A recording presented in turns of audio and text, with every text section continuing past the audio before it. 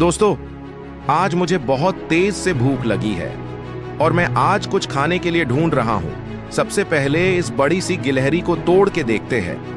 दोस्तों, इस गिलहरी में तो मुझे कुछ भी नहीं मिला खाने को। अब इस बड़े से बैल को तोड़ के देखते हैं, शायद इसमें मुझे कुछ मिल जाए। अरे दोस्तों, इसमें भी मुझे कुछ नहीं मिला खाने के लिए। अब एक आखिर शेर बचा हुआ है, इसको भी तोड़ के देखते हैं, मुझे कुछ मिलेगा या नहीं उसे देखने से पहले। रुक जा बेटा, मैं तुझे मैजिक करना सिखाती हूँ। सबसे पहले लाइक और सब्सक्राइब करना है, फिर उसके बाद शेयर वाली बटन पर क्लिक करना है और व्हाट्सएप पर दबा कर रखना है। कुछ इस प्रकार का मैजिक होगा। अगर तुम्हें यकीन नहीं है तो बेटा खुद ही करके देख लो। अरे दोस्तों, आज तो मेरी किस्मत ही खराब है, इस शेर में भी कुछ नहीं मिला।